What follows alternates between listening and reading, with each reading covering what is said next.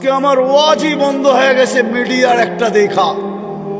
একজন ওয়াজ মাহফিলে দাঁড়ায় বলতেছে, ইমাম সাহেবরা যদি কোনো কারো পক্ষে ভোট চায় তো ওরে বাইন্দা পিটায়া তারপরে আমাদেরকে খবর দিবা।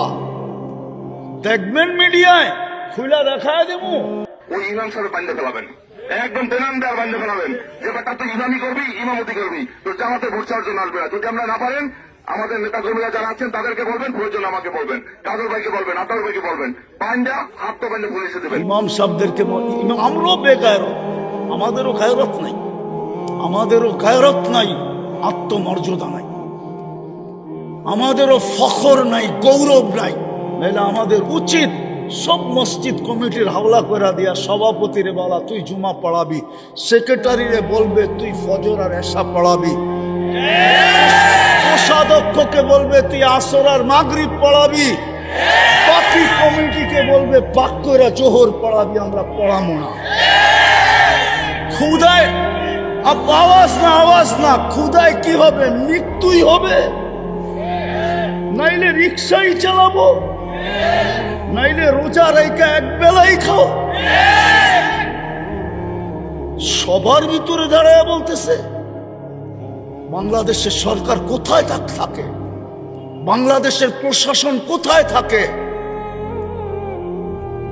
ওদের কানে কি ঢোকে না? ওরা কি চোখ দিয়ে দেখে না? একজন ইমামকে বলতেছে খবর দিবা বান্দা পিটায়া, আমাদেরকে খবর দিবা, আমাকে খবর দিবা, আমার লোককে খবর দিবা। এটা কোনো কথা?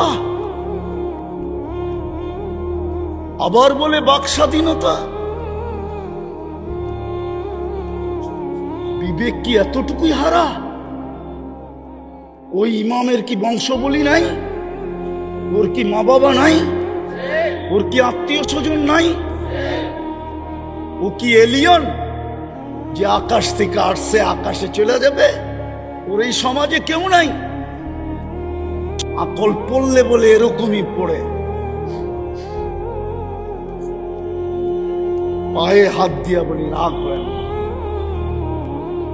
আজকে দেখার পরের থেকেই পুরো জিনিসই চেঞ্জ হয়ে গেছে আমার সমাজে। এটা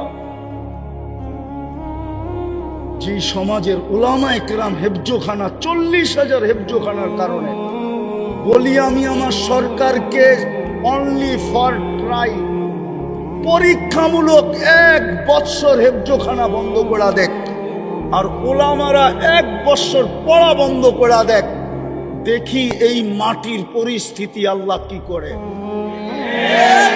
40,000 হেফজোখানা সুবে সাদে খাওয়ার 1 ঘন্টা আগে ওঠে, লাল সবুজের পরিধিটাকে আধ্যাত্মিক চাদরের সুরক্ষার চাদর দিয়া ঢাকে, তারপরে কোরআন পড়তে শুরু করে, যার কারণে এই জমিন নড়ে চড়ে পড়ে না।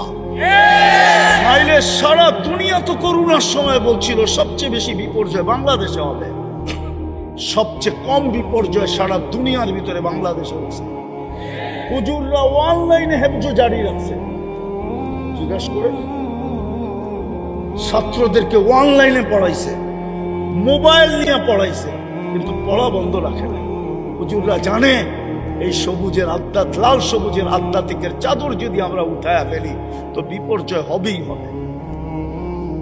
নাইলে 21 তারিখে আমি 7.8 ভূমিকম্প দেখছি। আমি জাপানে দুইবার গেছি, দুইবার ভূমিকম্প দেখছি, কিন্তু 21 তারিখের ঝটকা আমার জীবনে দেখি নাই। কিন্তু আমার সরকার কি করে বলে এটা 5.7 ছিল? আমার তো মনে হয় এটা 10-এর উপরে ছিল। আমি তো জীবনে এত বড় ঝটকা দেখি না। আমি জাপানে 2বার গেছি, 2বার, 5-এ আর 15-তে। আমি ওইখানে দুইবার ভূমিকম্প দেখছি, কিন্তু এরকম ঝটকা দেখি নাই। 7.8 ঝটকা দেখছি আমি, কিন্তু আমি ওই দিন খবরই পাই নাই। আমি নামাজে ছিলাম, খবরই পাই নাই যে 7.8 আমার উপর দিয়ে চলে গেছে। কিন্তু 11:15টায় যে ঝটকা লাগছে আমার জীবনে আমি দেখি নাই। কিন্তু বাংলাদেশে বিপর্যয় যতটুকু হওয়ার কথা ছিল অতটুকু হয় নাই।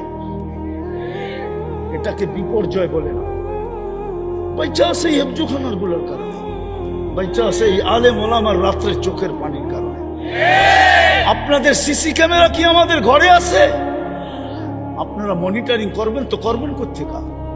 যান যান, বাংলাদেশের শত শত আলেম রাত্রে মুসল্লায় পড়া শুধু একটা চিৎকার দিতে থাকে, इलाही किसी को सोने में मजा किसी को खाने में, हमें मजा आता है आखिर रब के रोने में। হাজারো ওলামা রাত্রে মুসল্লায় পড়া কাঁদতে থাকে, যার কারণে এই লাল সবুজের পতাকাটা বিপর্যয়ের থেকে বেঁচে আছে। নাইলে এতটুক জায়গা 18 কোটি মানুষ, আর যেখানে একজন আরেকজনকে ছোলায় খায়, ওটা বিপর্যয় হয়ে শেষ হয়ে যাওয়া দরকার ছিল। আজকে ওই উলামাদেরকে বলতেছে পিটায়া বান্দা রাইখা খবর দিবা, তাও মসজিদের ইমাম।